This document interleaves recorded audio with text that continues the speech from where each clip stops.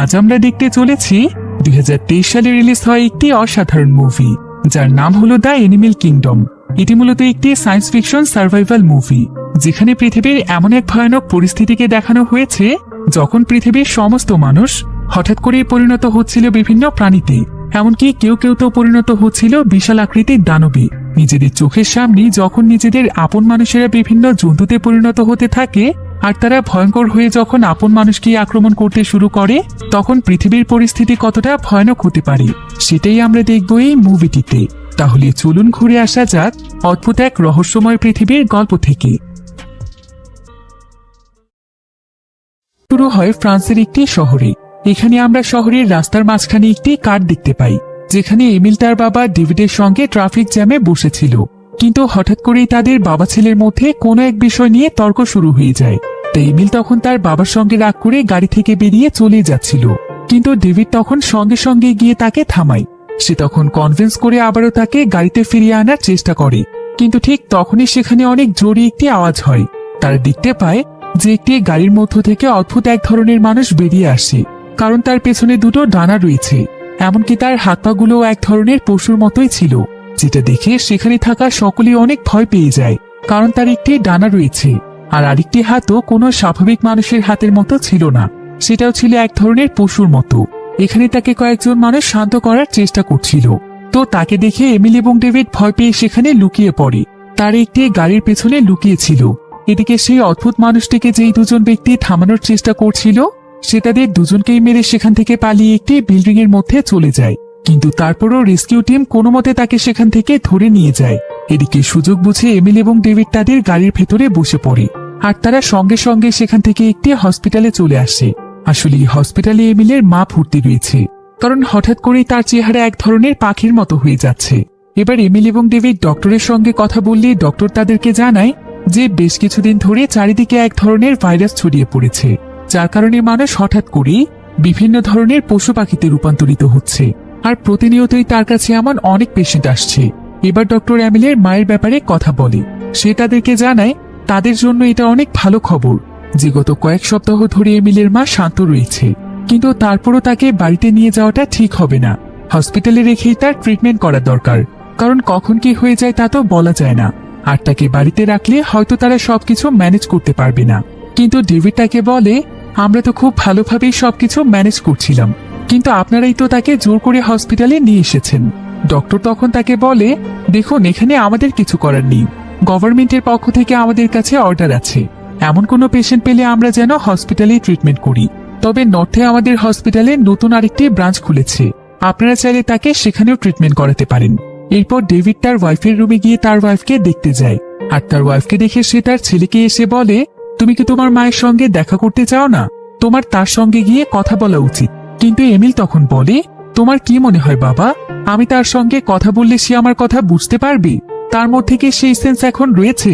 তখন ডেভিড তাকে বলে, সে তোমার মা হয়, তোমার তার সঙ্গে গিয়ে কথা বলাটা জরুরি নয়, বরং তুমি যদি তার সামনে গিয়ে দাঁড়াও তাহলে সে অন্যরকম এক শান্তি পাবে, এটাই সবচাইতে বড় বিষয়। এরপর আমরা এমিলের মাকে দেখতে পাই। তার চেহারা দেখে বোঝাই যাচ্ছিল যে সেও ধীরে ধীরে কোনো পশুতে রূপান্তরিত হচ্ছে। তার মায়ের নাম ছিল লুসি। এরপর আমরা ডেভিড এবং এমিলকে একটি জায়গার দিকে যেতে দেখি। তারা আসলে নর্থের দিকে একটি বাসা নিয়েছে, কারণ নর্থের হসপিটালেই তারা লুসির ট্রিটমেন্ট করাবে। তো ডেভিড সেখানকার একটি রেস্টুরেন্টে জব নিয়ে নেয়, আর এমিল সেখানকারই একটি নতুন স্কুলে ভর্তি হয়ে যায়। তো সে স্কুলেরই একটি মেয়ে সবার সামনে এমিলকে তার নাম জিজ্ঞাসা করে, এমনকি সেই সাথে তার বাবার নাম, সে কোথায় থাকে, কি করে, এই সবকিছু। কিন্তু ক্লাসে সবাই তখন মেয়েটিকে নিয়ে মজা করতে থাকে। মেয়েটি তখন সেখানে দাঁড়িয়ে বলে যে তার নাম হচ্ছে জুলিয়া। তার আসলে ADHD নামক একটি ডিসঅর্ডার রয়েছে, যার কারণে তার মাথায় যা আসে সে সামনাসামনি বলে দেয়। সে বুঝে উঠতে পারে না যে কখন তার কি বলা উচিত। আসলে জুলিয়া মেয়েটা খুবই সহজ সরল একজন মেয়ে ছিল, আর তার সহজ সরল কথাবার্তা শুনে এমিলের কাছে খুবই ভালো লাগে। তো এমিল তখন তার স্কুল শেষ করে সোজা সেই রেস্টুরেন্টে চলে আসে, যেখানে তার বাবা কাজ করে। এখানে এই রেস্টুরেন্টের ওনারের সঙ্গেও এমিলের দেখা হয়। তারা সবাই মিলে এখানে গল্প করছিল, আর গল্পের এক পর্যায়ে ওনার এখানে বলে, শুনলাম আমাদের এরিয়াতেই নাকি একটি নতুন হসপিটাল তৈরি হয়েছে, আর সেটার পুরোটাই নাকি কংক্রিটের তৈরি। একথা শুনে ডেভিড বলে, সেটা তো হবেই, কারণ এই হসপিটালে তো সেই সমস্ত মানুষদেরকে নিয়ে আসা হচ্ছে যারা পশু পাখিতে রূপান্তরিত হয়ে যাচ্ছে। তাই তাদের জন্য তো মজবুত হসপিটালে জরুরি। তো এর কিছুক্ষণ পরে চারিদিকে প্রচন্ড জোরে বাতাস বইতে থাকে, আর রাত হতে হতে সেখানে ভয়ানক রকমের তুফান শুরু হয়। এ সময় এমিল তার রুমে বসেই ছিল। এরপর সে যখন জানালা দিয়ে বাহিরে তাকায়, তখন আকাশের বিদ্যুৎ চমকালে সে বাহিরে ভয়ানক এক চেহারার একজন মানুষকে দেখতে পায়। এতে সে একদম চমকে ওঠে, কিন্তু মুহূর্তের মধ্যে সেই মানুষটি সেখান থেকে গায়েব হয়ে যায়। এমিল মনে করে যে সে হয়তো কিছু একটা ভুল দেখেছে। এবার রাতে অনেক শক্তিশালী বাতাসের কারণে সকালবেলা দেখা যায় এমিলদের বাড়ির সামনে অনেকগুলো গাছ ভেঙে পড়ে আছে। তাই তারা বাবা ছেলে মিলে সেগুলো পরিষ্কার করে। এরপর হঠাৎ করেই ডেভিডের কাছে একটি ফোন আসে। ফোন কলটি পেয়ে ডেভিড তাড়াতাড়ি করে সেখান থেকে বেরিয়ে যায়। আর যাওয়ার পথে তারা দেখতে পায় যে সম্পূর্ণ রাস্তাতেই গাছ পড়ে আছে, আর কর্মীরা এখানে রাস্তা পরিষ্কারের কাজ করছে। এখানে দেখা যায় যে ঝড়ের কবলে অনেক গাড়িও ভেঙে তছনছ হয়ে গিয়েছে। এদিকে ডেভিড এবং এমিল অস্থির হয়ে কোনো এক জায়গার দিকে দৌড়ে যাচ্ছিল, কিন্তু সেখানে থাকা পুলিশেরা তাদেরকে বাধা দেয়। এরপর দেখা যায় সেখানকার একটি লেকের মধ্যে অনেক বড় একটি গাড়ি পড়ে আছে। পুলিশ এবং রেস্কিউ টিম এখানে কোনো মতে গাড়িটিকে উপরে তুলে আনে। এদিকে ডেভিড এখানে অস্থির হয়ে সেখানে থাকা পুলিশদেরকে জিজ্ঞাসা করে, আমার ওয়াইফ লুসি কোথায়? ওর কিছু হয়ে যায়নি তো? একথা শুনে একজন মহিলা পুলিশ তখন একটি লিস্ট চেক করে। লিস্টটি চেক করে সে ডেভিডকে বলে যে কাল রাতের পর থেকে তারা যতজন মৃত মানুষকে খুঁজে পেয়েছে তাদের মধ্যে লুসি নামক কেউ নেই, তাই আশা করা যায় সে ঠিক আছে। আসলে গতকাল রাতে লুসি এবং লুসির মতো অনেক পেশেন্টকে নর্থে অবস্থিত নতুন ব্রাঞ্চের সেই হসপিটালে ট্রান্সফার করা হচ্ছিল, আর ঠিক সেই সময় শক্তিশালী ঝড় শুরু হয়। আর যে গাড়িতে করে পেশেন্টদেরকে হসপিটালে নিয়ে আসা হচ্ছিল সেই গাড়িটি এই লেকের পানির মধ্যে পড়ে গিয়েছিল। আর এই খবর পেয়ে ডেভিড এবং এমিল দৌড়ে ছুটে এসেছে। যদিও লিস্টে লুসির নাম নেই, কিন্তু লুসিকে কোথাও খুঁজে পাওয়া যাচ্ছিল না। তারা লুসিকে অনেক খোঁজাখুঁজি করে। এরপর দেখতে দেখতেই রাত হয়ে যায়, কিন্তু তারপরও যখন লুসিকে খুঁজে পাওয়া যাচ্ছিল না, তারা তাদের কাপড় খুলে সেখানকার বিভিন্ন গাছপালাতে ঝুলিয়ে দেয় যে লুসি হয়তো জঙ্গলের আশেপাশের কোথাও লুকিয়ে আছে। তাই সে যদি তাদের দুজনের কাপড়ের স্মেল পায় তাহলে হয়তো সে তাদের কাছে চলে আসতে পারে। আসলে লুসির শরীর যখন পশুতে কনভার্ট হতে শুরু করেছে তখন থেকেই তার ঘ্রাণ শক্তি অনেক বেড়ে গিয়েছে। তাই তারা সেখানে সারি সারিভাবে তাদের পোশাক সাজিয়ে রাখে। এবার পরের দিন সকালে এমিল তার স্কুলে পৌঁছলে তার একজন ক্লাসমেট তার সঙ্গে কথা বলতে আসে।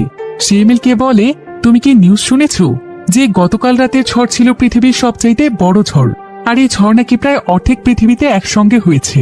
এতে শত শত কোটি টাকার ক্ষতি হয়েছে এবং অনেক মানুষ মারা গিয়েছে। তাই এটাকে ন্যাশনাল ডিজাস্টার হিসেবে ঘোষণা করা হয়েছে। আর তাছাড়া গতকাল রাতে আমাদের পাশের এলাকাতেই নাকি একটি মানব পশুকে দেখা গিয়েছে যে কিনা মানুষ থেকে পশুতে রূপান্তরিত হয়েছে। একথা শোনার সঙ্গে সঙ্গে এমিলের হাতে থাকা একটি বাক্স নিচে পড়ে যায়। এমিল অনেক ঘাবড়ে যায়। তার ক্লাসমেট তখন তার কাছে জানতে চায় যে সে একথা শুনে এতটা আপসেট কেন হয়ে গেল, কোনো সমস্যা হয়নি তো? আসলে এমিল ভাবছিল যে তাদের পাশের এলাকার সেই পশুটি হয়তো তার মা হতে পারে। তাই এমিল অনেক বেশি টেনশনে পড়ে যায়। এরপর কয়েকটি ক্লাসের পর যখন তাদের টিফিন পিরিয়ড শুরু হয় তখন দুটো ছেলে এবং মেয়ের গ্রুপ দড়ি দিয়ে কম্পিটিশন করছিল, আর একটি গ্রুপ এখানে হেরেই যাচ্ছিল। যেটা দেখে এমিল তাদেরকে হেল্প করতে গেলে তারা বলে যে এমিল তাদেরকে একা হারাতে পারলে তারা হার মানবে। এরপর দেখা যায় এমিল একাই যখন সেই রশিটি টান দেয় সঙ্গে সঙ্গেই অপোজিট টিমের সবাই পড়ে যায়। তারা তো নিজের চোখকে বিশ্বাস করতে পারছিল না। তারা ভাবতেই পারেনি যে এমিলের শরীরে এত শক্তি, কিন্তু এমিল সবসময় চুপচাপ থাকে। সে তার এই শক্তি কারো সামনে প্রকাশ করতে চায় না। তো এখানে একজন ছেলে তাকে তাদের পার্টিতে তাকে ইনভাইট করে, কিন্তু এমিল ব্যস্ততা দেখিয়ে তাদেরকে মানা করে দেয়। এরপর সে দ্রুত তার বাড়িতে ফিরে আসে। বাড়িতে এসে সে দেখতে পায় যে সে তার হাতে আঘাত পেয়েছে, আর তার নখের ভেতরে কিছু একটা ঢুকে গিয়েছে। তাই সে সেটাকে বের করার জন্য প্রথমে তার শার্টটিকে খুলে ফেলে। এ সময় আবার সে একটি আয়নার সামনে দাঁড়িয়েছিল। তাই যখনই সে তার শার্ট খুলে তখন সে তার মেরুদণ্ডের হারে অদ্ভুত এক ধরনের পরিবর্তন দেখতে পায়, যেটা দেখে সে কিছুটা ভয় পেয়ে যায়। তার সন্দেহ হচ্ছিল যে সেও আবার কোনো জীবজন্তুতে পরিণত হচ্ছে না তো। এমিলিতে অনেক বেশি আপসেট হয়ে গিয়েছিল। সে গোসল করতে করতে তার এই হার ঠিক করার চেষ্টা করে, কিন্তু এটা তো কখনোই সম্ভব নয়। অন্যদিকে ডেভিড যখন একটি সুপার মার্কেটে ছিল তখন তার সঙ্গে সেই মহিলা পুলিশটির দেখা হয় যার কাছে মৃত ব্যক্তিদের লিস্ট ছিল। সেখানে ডেভিডকে জানায় যে সে এবং তার পুরো টিম লুসিকে খুঁজে বের করার আপ্রাণ চেষ্টা করছে, কিন্তু এখন পর্যন্ত তার কোনো খোঁজ পাওয়া যায়নি। এরপর ঠিক এমন সময় সেখানে কোনো একজন মানুষের চিৎকারের আওয়াজ শুনতে পাওয়া যায়। আর চিৎকারের আওয়াজ শুনে যখন সবাই সেই ব্যক্তির কাছে ছুটে যায় তখন সেই ব্যক্তি তাদেরকে বলে যে সে সেখানে অদ্ভুত এক ধরনের মানুষকে দেখতে পেয়েছে। একথা শুনে ডেভিড তাড়াতাড়ি করে তাকে খুঁজতে যায়, কারণ তার কাছে মনে হচ্ছিল যে এটা লুসি। কিন্তু তাকে খুঁজে বের করার পর ডেভিড দেখতে পায় যে এটা আসলে একটি ছোট্ট বাচ্চা, আর সেও আস্তে আস্তে জীবজন্তুতে পরিণত হচ্ছে।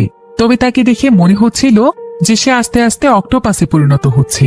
তো বাচ্চাটি এখানে সবাইকে দেখে পালানোর চেষ্টা করে, আর পুলিশ যখন তাকে ধরার চেষ্টা করে তখন বাচ্চাটি তাদের দিকে নানা রকমের জিনিস ছুড়ে মারে, কিন্তু তারপরও পুলিশ কোনো মতে তাকে ধরেই ফেলে।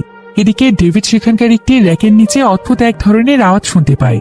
এরপর সে যখন র্যাকের নিচে তাকায় তখন সে দেখতে পায় যে সেখানে ছোট্ট একটি বাচ্চা বসে আছে, যে কিনা একদম পাখিতে পরিণত হয়েছে। এরপর পুলিশেরা তাকেও ধরে ফেলে। এবার পুলিশদের সেখান থেকে চলে যাওয়ার আগে সেই মহিলা পুলিশটি ডেভিডকে জানায় যে তার নাম হচ্ছে অ্যানা। এবার অ্যানা এখানে দেখতে পায় যে ডেভিড তার গাড়িতে সুপারমার্কেট থেকে অনেকগুলো জিনিস কিনে রেখেছে। এতগুলো জিনিস দেখে অ্যানা তো অনেক অবাক হয়ে যায়। সেই ব্যাপারে ডেভিডের কাছে জানতে চাইলে ডেভিড তাকে এড়িয়ে যাওয়ার চেষ্টা করে। সে তাকে বলে যে সে নাকি একটি ক্যাম্পেইন করছে, তাই তার এতগুলো জিনিসের প্রয়োজন। কিন্তু আসলে ডেভিড এই জিনিসগুলো তার ওয়াইফ লুসির জন্য কিনেছে, কারণ লুসি যদি তার কাছে ফিরে আসে তখন লুসির এগুলোর প্রয়োজন হবে। এবার বাড়িতে আসার পর ডেভিড দেখতে পায় যে ঘরের সমস্ত জিনিসপত্র এলোমেলো হয়ে আছে। সেই ব্যাপারে এমিলকে বললে এমিল কোনো রেসপন্সই করে না। এরপর এমন সময় এমিলকে জুলিয়া একটি মেসেজ করে, যাকে এমিলের প্রথম দিনই ভালো লেগেছিল। জুলিয়া এখানে এমিলকে রিকোয়েস্ট করে যে এমিল যেন তাদের সেই পার্টিতে আসে। তখন লুসির জন্য তাদের দুজনেরই অনেক মন খারাপ ছিল।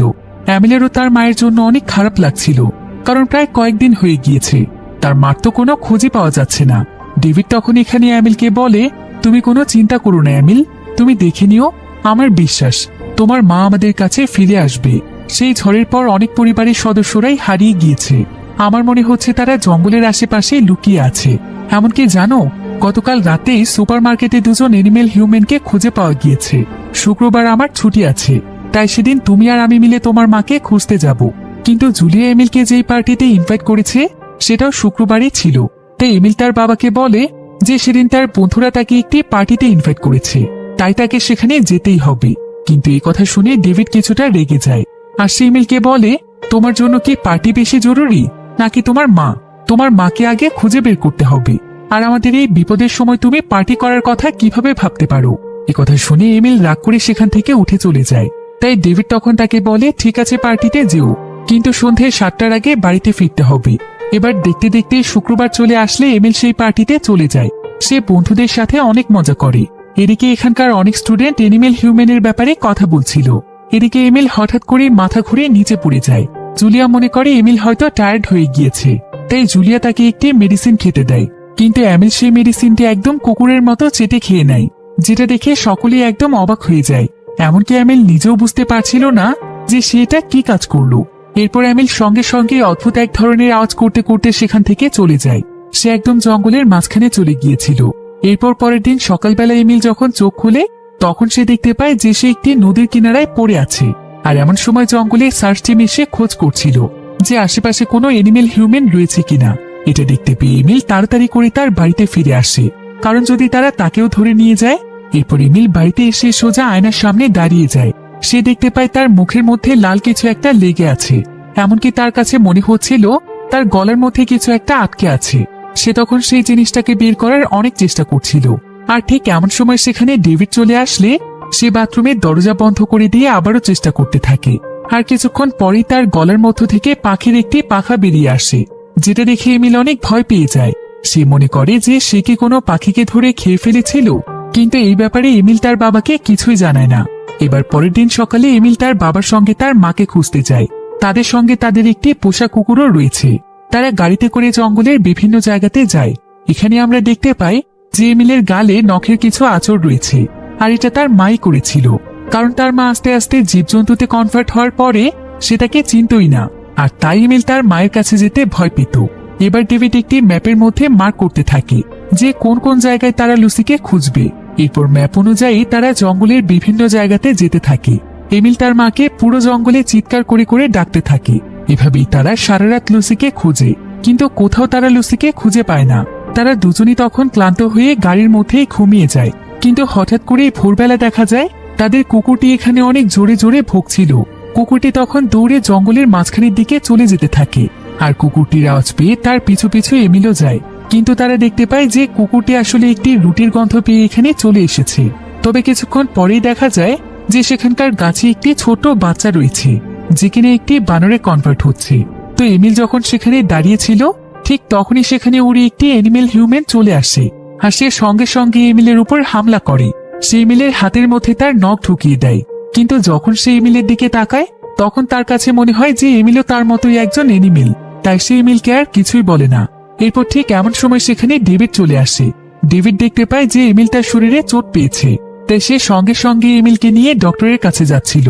কিন্তু এমিল সেখানে কিছুতেই যেতে চায় না, কারণ তার কাছে মনে হচ্ছিল যে যদি হসপিটালে একবার বুঝতে পারে যে সেও একটি অ্যানিমেলে কনভার্ট হচ্ছে তাহলে তাকেও তারা ধরে ফেলবে। এবার যাওয়ার পথে ডেভিড চেকপোস্টে গাড়ি থামালে সেখানে তাদের কাছে অ্যানা আসে। অ্যানা এখানে এমিলের শরীরের অবস্থা দেখে বলে, এমিলের কি কোনো সমস্যা হয়েছে, তার এই অবস্থা কেন? ডেভিড তখন বলে, আরে না না, তেমন কিছু না, ওকে আসলে একটি কুকুর কামড় দিয়েছে। অ্যানা তখন বলে, তাহলে তো অনেক সিরিয়াস বিষয়, ওকে ভ্যাকসিন দিতে নিয়ে যেতে হবে। ঠিক আছে চলো, আমিও তোমাদের সাথে যাচ্ছি। তাই বাধ্য হয়ে এখন তাদেরকে হসপিটালে যেতেই হয়। এরপর ডক্টর এখানে এমিলের ট্রিটমেন্ট করে। তারা এমিলের আসল ব্যাপারটি বুঝতেই পারে না। এরপর অ্যানা এখানে ডেভিডকে জানায়, আমার এখানকার নিয়ম কানুন খুব একটা ভালো লাগছে না, তাই আমি এখান থেকে ট্রান্সফার হচ্ছি। আপনার যদি কখনো আমার প্রয়োজন পড়ে তাহলে অবশ্যই আমাদের সঙ্গে যোগাযোগ করবেন। এরপর এমিল যখন তার বাড়িতে বসেছিল তখন হঠাৎ করে সে তার ক্ষতস্থান চাটতে শুরু করে, যেটা খুবই অদ্ভুত একটি বিষয় ছিল। এরপর সে যখন স্কুলে গিয়ে তার ক্লাসে বসেছিল তখন সেখানকার ল্যাবে সে কিছু ইঁদুর দেখতে পায় যেগুলো শব্দ করছিল, কিন্তু এই শব্দটি এমিলের মোটেও ভালো লাগছিল না। সে তখন নিজের অজান্তেই সেখানে চিৎকার করে ওঠে। এতে সেখানে থাকা সবাই চমকে যায়। এরপর ক্লাস শেষ করে যখন সে সাইকেল চালানোর চেষ্টা করছিল তখন সে সেটাও ঠিকমতো করতে পারছিল না, অথচ সে সাইকেল চালাতে এক্সপার্ট ছিল। তো জুলিয়া যখন এমিলের এই অবস্থা দেখতে পায় তখন জুলিয়ার তার জন্য অনেক মায়া হয়। সে এমিলকে সাইকেল চালাতে নিষেধ করে। সে বলে যে তার শরীর হয়তো দুর্বল, তাই তাকে ট্রিটমেন্ট নিয়ে আগে সুস্থ হতে হবে। কিন্তু এমিল তারপরও সাইকেল চালানোর চেষ্টা করছিল। জুলিয়া তখন তাকে বলে, আজকে আমি পায়ে হেঁটেই বাসায় ফিরবো, তুমি চাইলে আমার সঙ্গে হেঁটেই যেতে পারো। একথা শুনে এমিল রাজি হয়ে যায়।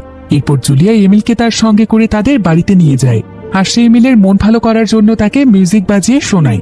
এরপর জুলিয়া এমিলকে তাদের ফ্রিজে রাখে একটি মৃত পাখি দেখায়। পাখিটিকে দেখে এমিল বলে, তুমি এটাকে ফ্রিজে এভাবে রেখে দিয়েছো কেন?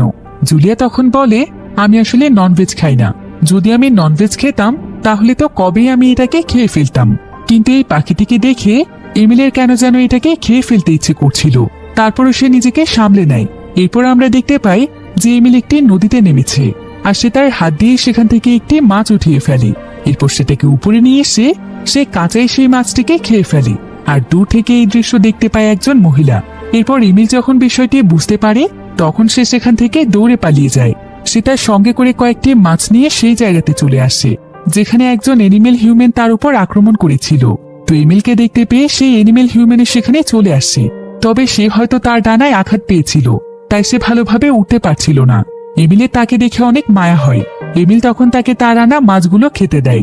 এমিলের কাছে এখন তাকে কিছুটা স্বাভাবিক মনে হচ্ছিল, তাই এমিল তখন তার কাছে তার নাম জানতে চায়।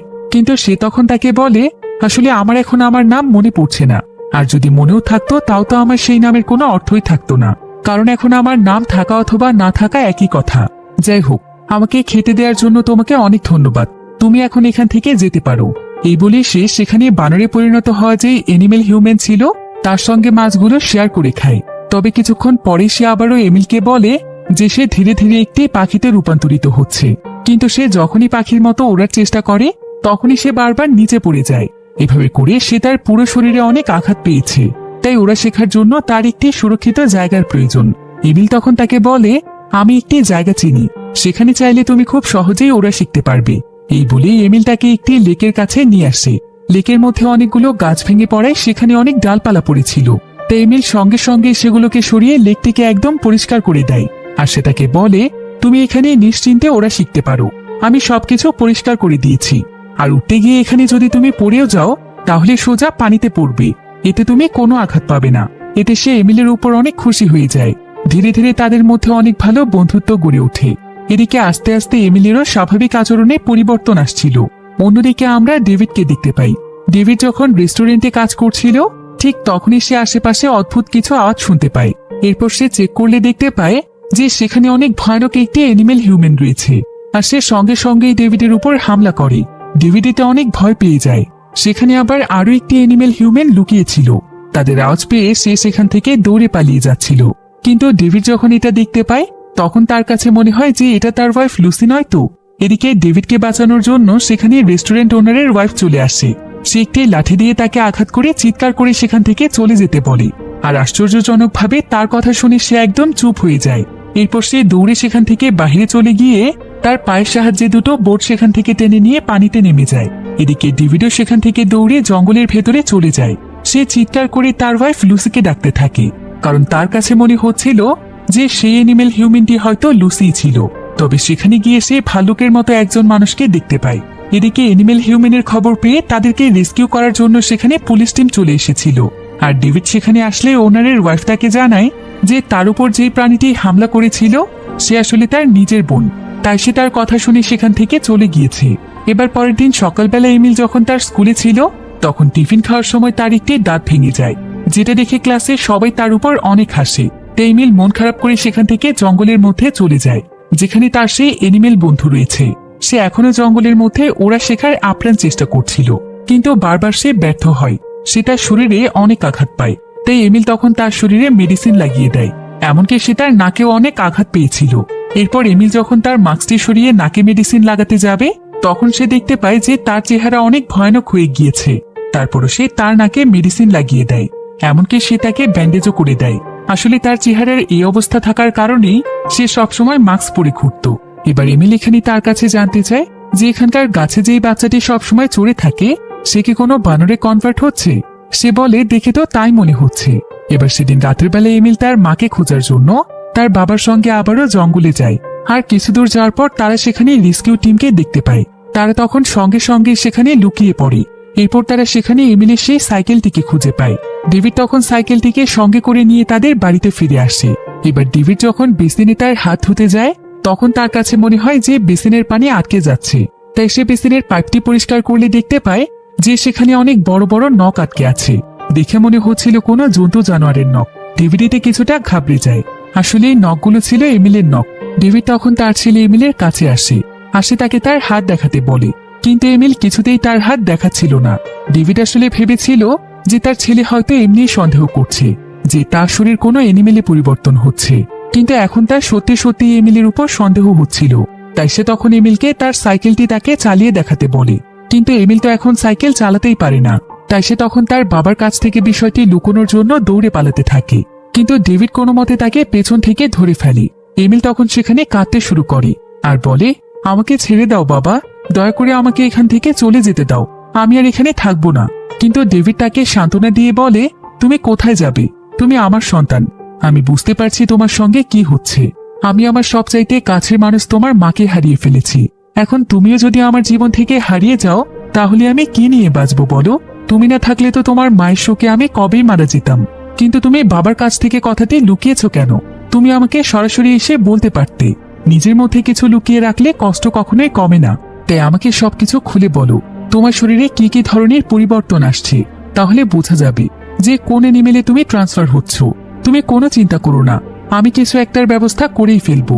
এরপর এমিল কিছুটা স্বাভাবিক হওয়ার পর তার বাবাকে সবকিছু খুলে বলে। সে তার বাবাকে জানায় যে তার শ্রবণ শক্তি অনেক বেড়ে গিয়েছে।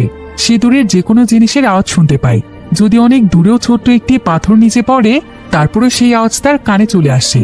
তাছাড়া তার শারীরিক পরিবর্তনের মধ্যে তার নখ এবং পিঠের মেরুদণ্ড কিছুটা পরিবর্তন হয়ে গিয়েছে।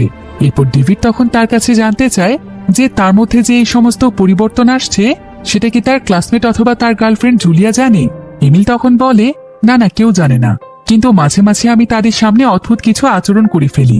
আর জুলিয়া আমার গার্লফ্রেন্ড নয়, ও আমার ভালো বন্ধু। ডেভিড তখন বলে, তাহলে প্রতিদিন তুমি জঙ্গলের মধ্যে গিয়ে কি করো? আমি তো ভেবেছিলাম ওখানে তুমি জুলিয়ার সঙ্গে গিয়ে গল্প করো। কিন্তু এমিল এখানে তার কথার কোনো উত্তরই দেয় না।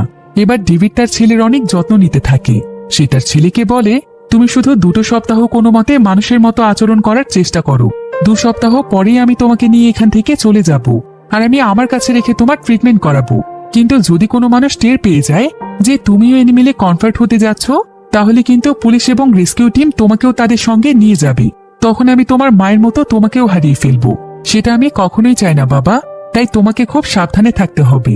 এরপর এমিল তার বাবার কাছে জানতে চায় যে সে কি তার মায়ের মতো তাকেও শিকল দিয়ে বেঁধে রাখবে। তার বাবা তখন তাকে জানায় যে সে তো কখনোই এমনটা করতে চায় না, কিন্তু সামনে কি হবে সেটা সেও জানে না। এরপর এমিল মেডিসিনগুলো খেতে শুরু করে।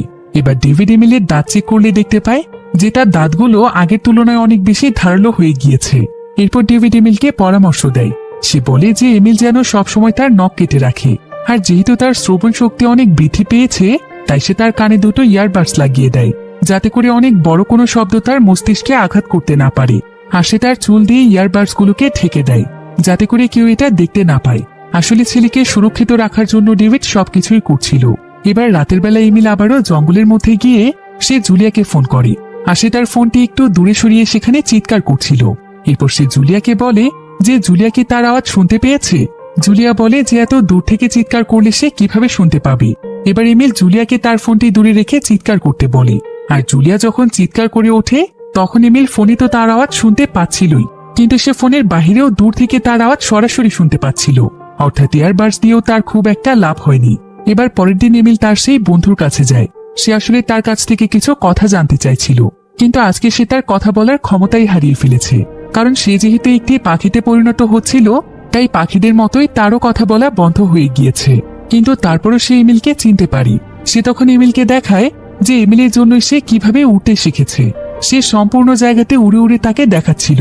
এমনকি সে উঠতে উঠতে এতটাই উঁচুতে চলে যায় যে এমিল তো ভয় পেয়ে গিয়েছিল যে যদি সে পড়ে যায়। সে চিৎকার করে তাকে নিচে আসতে বলে, কিন্তু সে তো মনের সুখে উড়েই বেড়াচ্ছিল। অতিরিক্ত এক্সাইটমেন্টে সে অনেক বড় একটি গাছের সঙ্গে ধাক্কা খায়, কিন্তু সে এখন এতটাই শক্তিশালী হয়ে গিয়েছিল যে গাছটি সেখানে ভেঙে পড়ে, আর সে উড়ে এমিলের সামনে চলে আসে। তার এত খুশি দেখে এমিলে অনেক খুশি হয়। এরপর সেই অ্যানিমেল হিউম্যান এমিলের কাছ থেকে বিদায় নিয়ে সেখান থেকে চলে যায়। অন্যদিকে ডেভিডের রেস্টুরেন্টে আজকে স্পেশাল একটি পার্টি হচ্ছিল। তো সন্ধেবেলায় ডেভিডের কাছে রেস্টুরেন্টের ওনার আসে। ওনার এখানে ডেভিডকে জানায় যে সে গোডাউনে রান্না করার জন্য দুটো প্রাণী রেখেছিল, কিন্তু এখন আর সেগুলোকে পাওয়া যাচ্ছে না। হয়তো কোনো অ্যানিমেল হিউম্যান সেগুলোকে নিয়ে গিয়েছে। এরপর সে ডেভিডের কাছে তার ছেলে এমিলের ব্যাপারে জানতে চায়, কারণ এমিলকে সে ইনভাইট করেছিল, কিন্তু এমিল এখনো এখানে আসেনি। তাই ডেভিড তখন এমিলের সঙ্গে অনেকবার যোগাযোগ করার চেষ্টা করে, কিন্তু এমিল তার ফোন ধরছিল না। এরপর অনেক রাতের বেলা এমিল ডেভিডের কাছে আসে। ডেভিড তার উপর প্রচন্ড রেগেছিল। সে তখন চিৎকার করে এমিলকে বলে, কোথায় ছিলে তুমি? তোমাকে কতবার ফোন দিয়েছি দেখেছো? এমন সময় ডেভিড দেখতে পায় সে যে এমিলকে তার হাতে নখ কাটতে বলেছিল সেটা সে কাটেনি। তাই সে তার উপর আরো রেগে যায়। সে বলে যে তোমাকে আমি সাবধানে থাকতে বলেছিলাম, কিন্তু তুমি তোমার নখ পর্যন্ত কাটোনি।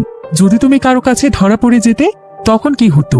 এরপর ডেভিড নিজেই একটি কাঁচির সাহায্যে তার নখগুলো কাটতে চায়, কিন্তু এমিলের কাছে তার বাবার এই আচরণ মোটেও পছন্দ হয় না। তাই সে তার বাবাকে কিছুতেই তার নখ কাটতে দিচ্ছিল না। এমনকি ডেভিড এখানে তাকে জোর করলে সে নিজের অজান্তেই ডেভিডের হাতে কামড় দিয়ে দেয়। আর ডেভিডও তখন সঙ্গে সঙ্গে এমিলের গলায় কাঁচি ধরে। সে বলে যে যদি এমিল তাকে তার নখগুলো কাটতে না দেয় তাহলে সে তাকে মেরেই ফেলবে। তাই এমিল ভয় পেয়ে গিয়ে তার নখ কাটতে দেয়। কিন্তু ডেভিড যখন এখানে তার নখ কেটে দিচ্ছিল তখন সে তার কান্না ধরে রাখতে পারছিল না। আসলে এমিল ছিল তার অনেক আদরের সন্তান, তাই সে ভাবছিল যে সে কি করে তার ছেলের গলায় কাঁচি ধরতে পারলো। এবার বাহিরে আসার পর এমিলের চোখ দিয়ে অশ্রু গড়িয়ে পড়ছিল। তার নিজের প্রতি নিজের অনেক ঘৃণা হচ্ছিল যে সে কিনা শেষ পর্যন্ত তার বাবাকেই কামড়ে দিয়েছে। যে বাবা তাকে এত ভালোবাসে, তাকে বাঁচানোর জন্য তার বাবা কি না করছে, আর সেই কিনা তার বাবার সঙ্গে এমন করলো। তাই এমিলের অনেক খারাপ লাগছিল। এমিল তখন তার মন ভালো করার জন্য জুলিয়ার সঙ্গে দেখা করতে যায়, আর জুলিয়াও কিন্তু তাকে ভালোবাসে। তাই তারা দুজনই তখন একে অপরের অনেক কাছে চলে আসে। আর এখানে জুলিয়া এমিলের মেরুদণ্ডের হার অনুভব করতে পারে। এরপর সে এমিলকে জানায় যে সে অনেকদিন আগে থেকেই জানে যে এমিল একটি অ্যানিমেলে কনভার্ট হচ্ছে, কিন্তু এতে তার কিছুই যায় আসে না। সে এমিলকে ভালোবাসে। তবে এমন সময় এমিলের মেরুদণ্ডের সেই হার তাদের একজন ক্লাসমেট দেখে ফেলে, আর সে নিশ্চিত হওয়ার জন্য তার কাছে একটি ডিভাইস ছিল। সে তখন সেই ডিভাইসটিকে প্রেস করতে থাকে। আসলে এটা ছিল এমন একটি ডিভাইস যেটার আওয়াজ মানুষেরা নয়, বরং শুধুমাত্র পশু পাখিরা শুনতে পাবে। তাই অনবরত যখন সেই ডিভাইসটিকে প্রেস করছিল তখন এমিল সেটা শব্দ সহ্য করতে না পেরে বাহিরে বেরিয়ে আসে। তার ক্লাসমেট তখন এমিলকে নিয়ে মজা করে। সে তাকে বলে, আমি তো আগেই জানতাম যে তুমি একটা জানোয়ার। তোমার লজ্জা করে না একটি জানোয়ার হয়ে মানুষের মতো অভিনয় করতে? এই কথা শুনে এমিল খুবই রেগে যায়। সে তখন তার গালে অনেক জোরে একটি আঁচড় দেয়। এখন এই বিষয়টি অনেক সিরিয়াস পর্যায়ে চলে যায়। তাই মুহূর্তের মধ্যেই পুলিশ এবং সাধারণ মানুষ এমিলকে খুঁজতে শুরু করে। এমিল সঙ্গে সঙ্গে জঙ্গলের মধ্যে এসে লুকিয়ে পড়ে, কিন্তু ততক্ষণে সেখানে সবাই তাকে খুঁজতে খুঁজতে চলে এসেছিল। আর সেখানে কোনো মানুষের উপস্থিতি টের পেয়ে পুলিশ সেখানে শুট করতে শুরু করে। সঙ্গে সঙ্গে সেই জায়গাটিকে চারিদিক থেকে ঘিরে ফেলা হয়। অন্যদিকে ডেভিড যখন এই খবরটি জানতে পারে তখন সে এমিলের জন্য একদম অস্থির হয়ে পড়ে। অন্যদিকে আমরা এমিলকে দেখতে পাই। এমিল যখন সেই জায়গাতে লুকিয়েছিল ঠিক তখনই সেখানে তার সেই এনিমেল বন্ধুটি চলে আসে। সে তখন এমিলকে সেখান থেকে উড়িয়ে একটি সুরক্ষিত জায়গাতে নিয়ে যায়, কিন্তু সেখানেও গাড়ি নিয়ে আর্মিরা পৌঁছে গিয়েছিল। এমিলের সেই বন্ধুটি নদীর উপরে কয়েকটি গাছের ডাল দিয়ে একটি রাস্তা তৈরি করে দিয়েছিল যাতে করে এমিল পালিয়ে যেতে পারে। তাই এমিল কোনো মতে গাছের ডালের উপর দিয়ে দৌড়তে দৌড়তে সেখান থেকে চলে যায়। তাই পুলিশ এবং আর্মিরা সেখানে আটকে যায়। তবে তারা সেখানে সেই এনিমেল হিউম্যানটিকে দেখতে পেয়ে সঙ্গে সঙ্গেই তাকে শুট করে দিলে সে নদীর একদম কিনারায় গিয়ে পড়ে যায়। এমিল তখন দৌড়ে তার কাছে আসে। এমিল তার বন্ধুর এই অবস্থা দেখে অনেক কষ্ট পায়। সে তাকে বাঁচানোর আপ্রাণ চেষ্টা করছিল, কিন্তু তার বন্ধু তার দিকে অনেক কৃতজ্ঞতার দৃষ্টিতে তাকায় আর সঙ্গে সঙ্গে সেখানে সে মারা যায়। এমিল এতে প্রচন্ড কষ্ট পেয়েছিল। তার আর্মিদের উপর অনেক রাগ হয়, কিন্তু তারপরে সে বাঁচার জন্য সেখান থেকে দৌড়ে পালিয়ে যায়। এবার শহরের অনেক মানুষ সেই এনিমেল হিউম্যানটিকে দেখতে আসে যাকে আর্মিরা গুলি করে দিয়েছে। সকলের কাছে মনে হচ্ছিল যে এই হয়তো সেই ছেলেটির গালে আঁচড় দিয়ে দিয়েছে, কিন্তু আসলে তো সেই কাজটি করেছিল এমিল। এখন তার এই এনিমেল হিউম্যানটিকে মারতে পেরে তারা ভেবেছিল যে তারা হয়তো অপরাধীকেই মেরে ফেলেছে, তাই তারা সবাই তখন সেখান থেকে চলে যায়। এদিকে এমিল সারা রাত সেই জঙ্গলের মধ্যেই থাকে। সে বিভিন্ন গাছ থেকে ফল খায়। এরপর সকালবেলা সে নদীতে মাছ ধরতে নামলে আমরা দেখতে পাই যে এমিলের শরীর এখন অনেক দ্রুত পরিবর্তিত হচ্ছে। তার শারীরিক গঠনে একদম চেঞ্জ হয়ে যাচ্ছে।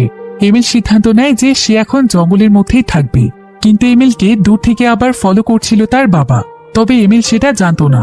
তো কিছুক্ষণ পর এমিল হাঁটতে হাঁটতে একটি পাহাড়ের গুহা দেখতে পায়। সে তখন কোনো কিছু না ভেবেই গুহাটিতে প্রবেশ করে। এরপর ঠিক তখনই সেখানে অনেক বড় একটি প্রাণী চলে আসে, আর এই প্রাণীটি এমিলকে দেখে অনেক ইমোশনাল হয়ে যায়। সে যখন এমিলের অনেক কাছে চলে আসে এমিল তখন তাকে চিনতে পারে। আসলে এই প্রাণীটি ছিল এমিলের মা, যে কিনা এখন পুরোপুরিভাবে একটি এনিমেলে কনভার্ট হয়ে গিয়েছে। মাকে দেখতে পেয়ে এমিল অনেক খুশি হয়। তবে কিছুক্ষণ পর সে সেই পাহাড়ের গুহা থেকে বেরিয়ে যায়। এমিলের মা তাকে ইশারা দিয়ে বারবার বোঝানোর চেষ্টা করে যাতে করে সে এখান থেকে না যায়, কিন্তু এমিল তারপরও বাইরে চলে যায়। এরপর এমিল পুরো জঙ্গলটি ঘুরে ঘুরে দেখতে থাকে। সে জঙ্গলের মধ্যে বিভিন্ন ধরনের মানুষকে দেখতে পায় যারা কিনা অলরেডি বিভিন্ন জীবজন্তুতে কনভার্ট হয়ে গিয়েছে। কেউ পিগে পরিণত হয়েছে, কেউ বানরে পরিণত হয়েছে, আবার কেউ কেউ তো সাপেও পরিণত হয়েছে। আর তারা নিজেদেরকে সুরক্ষিত রাখার জন্যই গভীর জঙ্গলে বসবাস করছে। তারা সবাই এখানে মিলেমিশে থাকে আর যে কোনো বিপদে আপদে একে অপরকে সাহায্য করে। কিন্তু কোনো একভাবে শহরের আর্মিদের কাছে এই খবরটি পৌঁছে গিয়েছিল যে জঙ্গলের মাঝখানে অনেক এনিমেল হিউম্যান বসবাস করে। তাই এই সমস্ত প্রাণীদেরকে ধরার জন্য তারা গতকাল রাতে একটি প্ল্যান করেছিল। আর সেই প্ল্যান মোতাবেক তারা দূর থেকে জঙ্গলের মাঝখানে স্মোক বোম মারতে শুরু করে। এতে সমস্ত প্রাণীদের মধ্যে হইচই শুরু হয়ে যায়।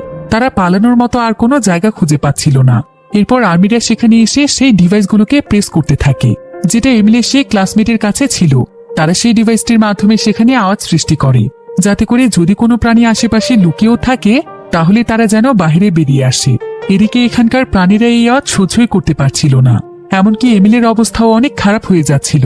এখন সমস্ত প্রাণীরা যখন এই আওয়াজে দুর্বল হয়ে পড়ছিল ঠিক সেই সুযোগকে কাজে লাগিয়ে আর্মিরা তাদেরকে ধরে ফেলছিল। এখন এমিলের অবস্থাও যখন অনেক খারাপ হয়ে যায় তখন আর্মিরা এমিলকেও ধরে ফেলে। এরপর দেখা যায় যে পুলিশ এমিলকে পুলিশ স্টেশনে নিয়ে এসেছে, কারণ এমিলকে দেখে স্বাভাবিক মানুষই মনে হচ্ছিল। আর খবর পেয়ে সেখানে ডেভিড চলে আসে। ডেভিড তখন তাদেরকে এখানে কনফারেন্স করার জন্য বলে এমিল হচ্ছে আমার ছেলে, ওর কোনো সমস্যা নেই, ও কোনো এনিমেল হিউম্যান নয়। ভোরবেলা ও এমনি জঙ্গলের ভেতরে হাঁটতে যায়, তাই হয়তো সেখানে গিয়েছিল। এখন এমিলকে দেখে যেহেতু স্বাভাবিক মনে হচ্ছিল তাই পুলিশেরাও তার কথা বিশ্বাস করে। এরপর পুলিশ এখানে এমিলকে একটি সাইন করতে বলে, কিন্তু সে যখনই সাইন করার চেষ্টা করছিল তখন তার হাত এত পরিমাণ কাঁপছিল যে সে সাইন করতে না পেরে রাগ করে সেখানে অদ্ভুত আচরণ শুরু করে, যার ফলে পুলিশেরা এবার পুরোপুরিভাবে নিশ্চিত হয়ে যায় যে এমিলও আসলে ধীরে ধীরে এনিমেলে কনভার্ট হচ্ছে। এখন পুলিশেরা যখন এমিলকে এখান থেকে ধরে নিয়ে যাবে ঠিক তখনই ডেভিড সেই পুলিশের উপর হামলা করে সে নিজেই তার ছেলের পক্ষ থেকে সাইন করে দেয়। আর সে কোনো মতে তার ছেলেকে নিয়ে তাদের গাড়িতে উঠে পড়ে। কিন্তু এদিকে আর্মি ফোর্স তাদেরকে ধরার জন্য তাদের পিছু করতে থাকে, কিন্তু ডেভিড কোনো মতে তাদের গাড়িটিকে আর্মিদের আড়ালে নিয়ে আসে। এরপর এমিল এখানে ডেভিডকে বলে, আচ্ছা বাবা, যদি ওরা এখন আমাকে ধরে রেস্কিউ করে নিয়ে যায় তাহলে তুমি কি আমাকে দেখতে আসবে? ডেভিড তখন বলে, ওরা তোমাকে নিয়ে যেতেই পারবে না, তোমার বাবা আছে না তোমার সাথে। ওরা এনিমেল হিউম্যানদেরকে ধরে নিয়ে গিয়ে ট্রিটমেন্টের বদলে টর্চার করে, তাই আমি বেঁচে থাকতে তোমাকে কখনো তারা ওখানে নিয়ে যেতে পারবে না। এ কথা শুনে এমিল তার বাবার উপর অনেক খুশি হয়। এরপর সে তার বাবাকে জানায় যে সে জঙ্গলে তার মাকে দেখেছে। এ কথা শুনে ডেভিড তার মনে অদ্ভুত এক প্রশান্তি লাভ করে, কারণ এখন অন্তত সে জানতে পেরেছে যে তার ওয়াইফ অন্তত বেঁচে আছে। এরপর ডেভিড এমিলকে নিয়ে প্রায় কয়েক ঘন্টা জার্নি করে তাদের শহর থেকে অনেক দূরের একটি জঙ্গলের সামনে চলে আসে। এখানে সে গাড়ি থামিয়ে এমিলকে বলে, যাও বাবা, নিজের জীবনকে স্বাধীনভাবে উপভোগ করো। তুমি আজকে থেকে মুক্ত। তোমার যেভাবে চলতে ইচ্ছে করবে তুমি সেভাবেই চলবে। তোমাকে আর অভিনয় করে বাঁচতে হবে না। পরিস্থিতি ঠান্ডা হয়ে গেলে সোজা তোমার মায়ের কাছে চলে যেও। আর যদি কখনো আমিও তোমাদের মতো হয়ে যাই, তাহলে কথা দিচ্ছি আমি তোমাদের দুজনকে খুঁজে বের করব। এই বলেই ডেভিড তার ছেলেকে বিদায় জানায়। তার আদরের সন্তানের জন্য তার বুক ফেটে কান্না আসছিল, কিন্তু তারপরও সে খুশি, কারণ তার ছেলে অন্তত বেঁচে থাকবে। সে স্বাধীনভাবে তার জীবন কাটাবে। এটাই তার কাছে সবচাইতে বড় প্রাপ্তি।